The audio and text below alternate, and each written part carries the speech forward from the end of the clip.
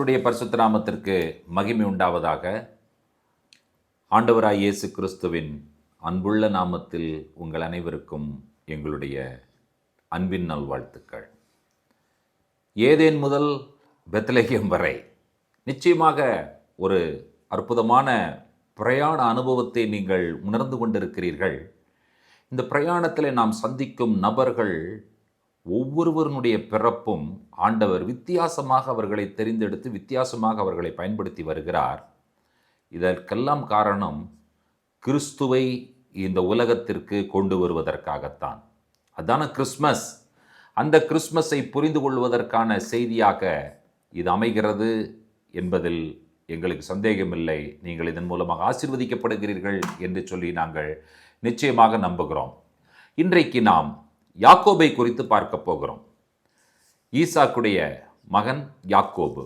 வாசிக்க கேட்கலாம். ஆதியாகமம் 25ஆம் அதிகாரம் 26, 27 வசனங்கள்.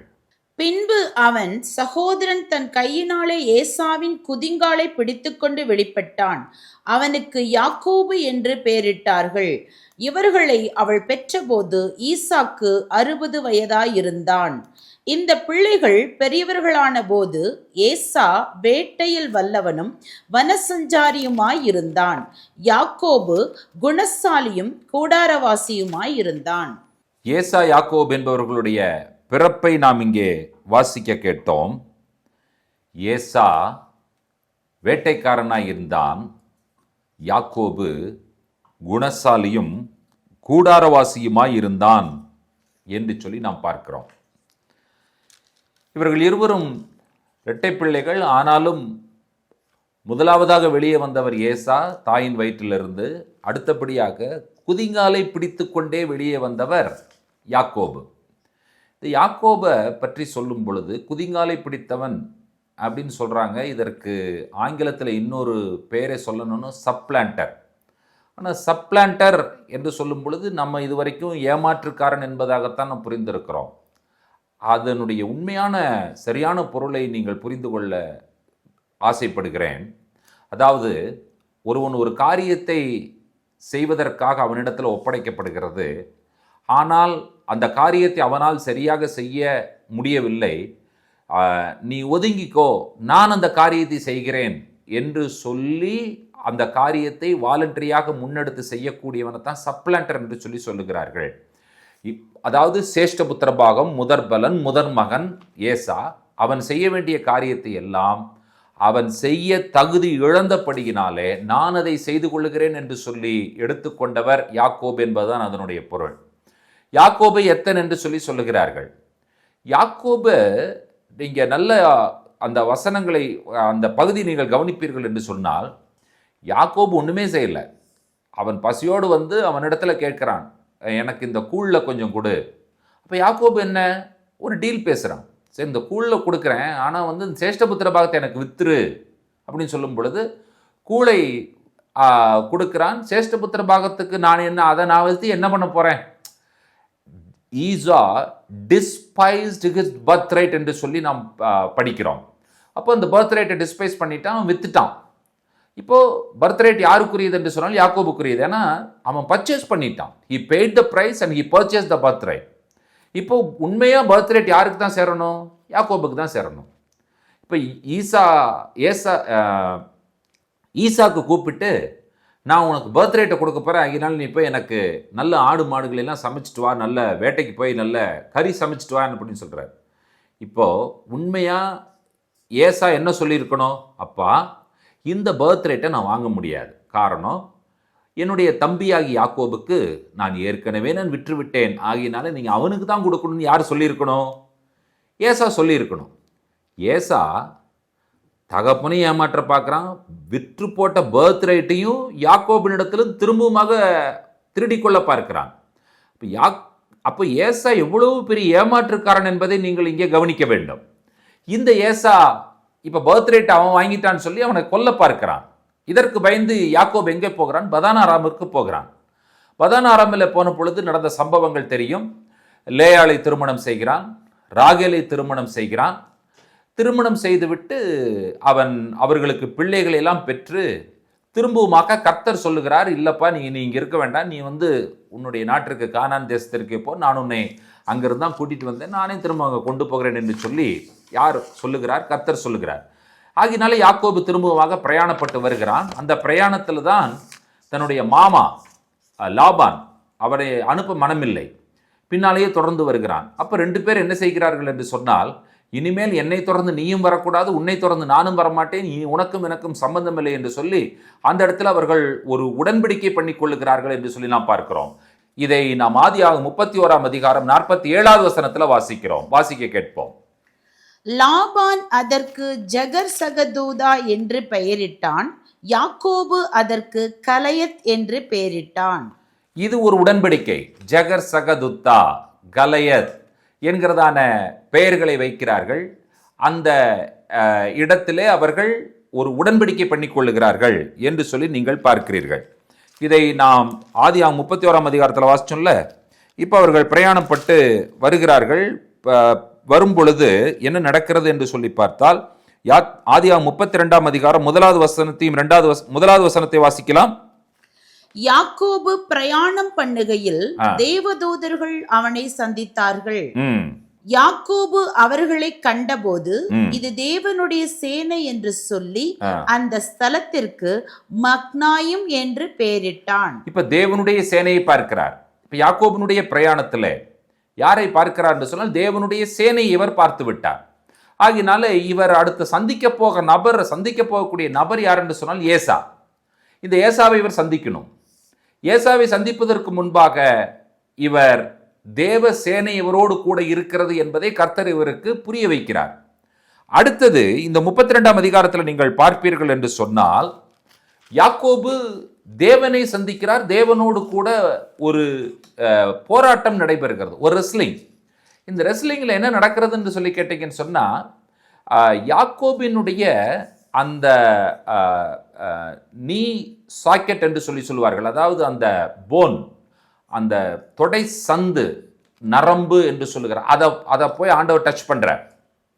அந்த டச் பண்ணதுனால அவரால் என்ன செய்ய முடியவில்லை என்று சொன்னால், முன்போல நடக்க முடியவில்லை.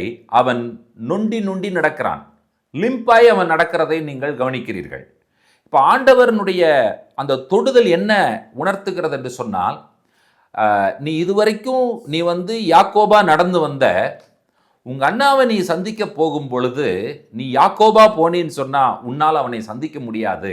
நீ என்னவாக மாற வேண்டும் என்று சொன்னால் இஸ்ரவேலாக மாற வேண்டும், உன்னுடைய நடை மாற வேண்டும் என்று சொல்லி ஆண்டவர் சொல்லுகிறார்.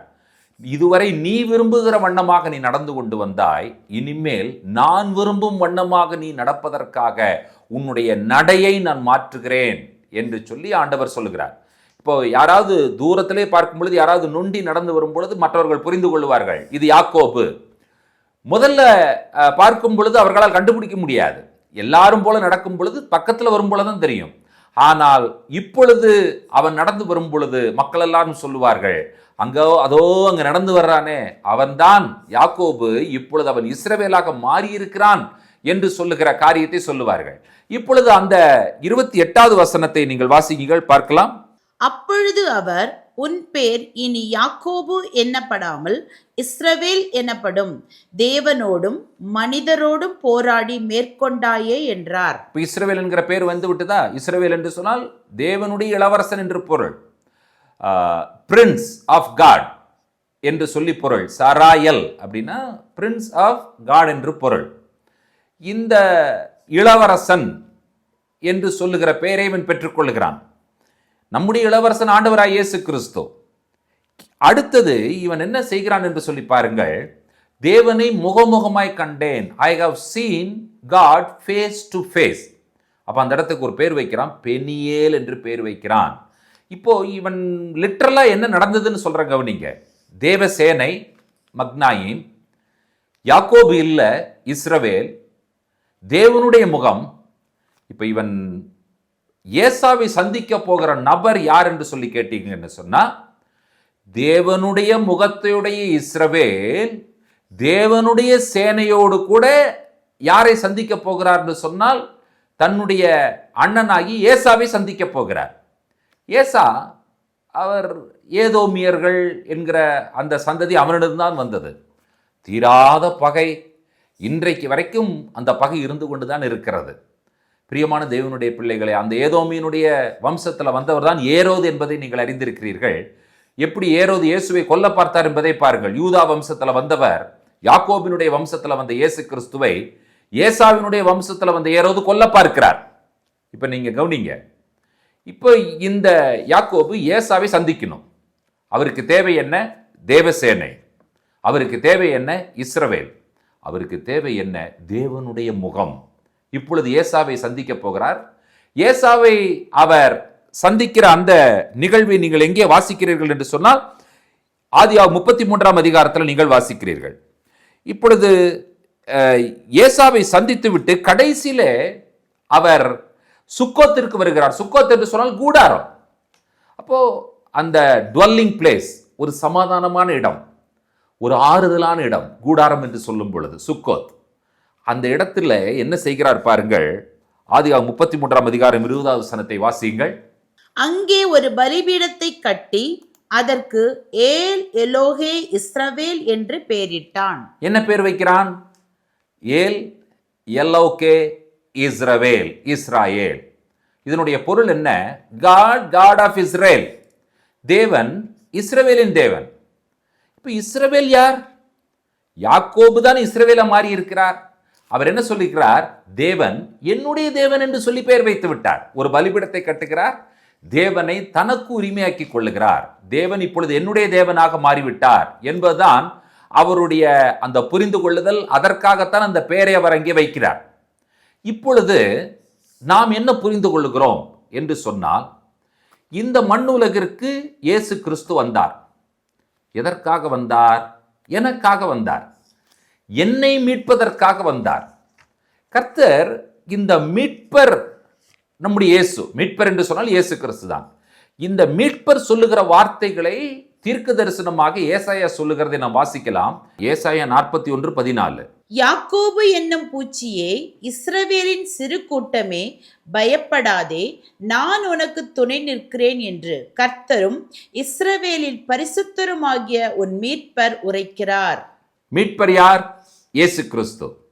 இந்த இயேசு கிறிஸ்துவினுடைய பிறப்பினுடைய நோக்கம் என்ன? அதுதான் இங்கே சொல்லப்பட்டிருக்கிறது. யாக்கோபு என்னும் பூச்சி, இஸ்ரவேலின் சிறு கூட்டம், அதாவது ரெமனன்ட் பீப்புள், மீதியானவர்கள். அவரை நம்மை பார்த்து ஆண்டவர் சொல்லுகிறார், பயப்படாதே என்று சொல்லுகிறார். இந்த வார்த்தை எங்கே சொல்லப்பட்டது? மேய்ப்பர்களுக்கு சொல்லப்பட்டது. இதோ எல்லா ஜனத்துக்கும் மிகுந்த சந்தோஷத்தை உண்டாக்கும் நற்செய்தி உங்களுக்கு அறிவிக்கிறேன், பயப்படாதீர்கள் என்கிற செய்தி சொல்லப்பட்டதல்லவா?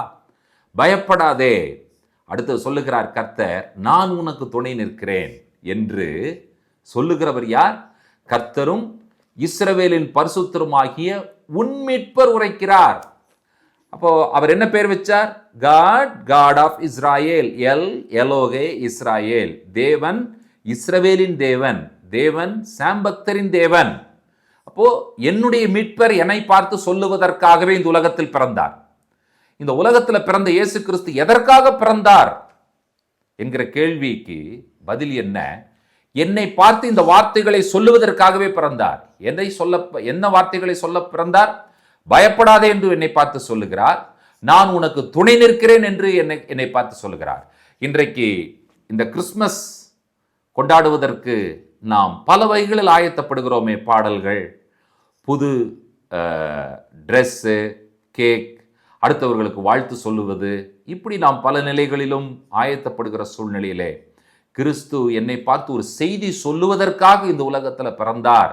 அந்த செய்தி என்னன்னு சொன்னா, மகனே மகளே பயப்படாதே, நான் உனக்கு துணை நிற்கிறேன் என்று சொல்லுவதற்காகவே என்னுடைய இயேசு என்னுடைய மீட்பராக பிறந்தார் என்பதுதான் கிறிஸ்துமஸ் நற்செய்தியாக இருக்கிறது. யாக்கோபினுடைய வாழ்வின் மூலமாக கிறிஸ்துவை நாம் புரிந்து கொள்ளுகிறோம். கிறிஸ்துவனுடைய பிறப்பை நாம் புரிந்து கொள்ளுகிறோம்.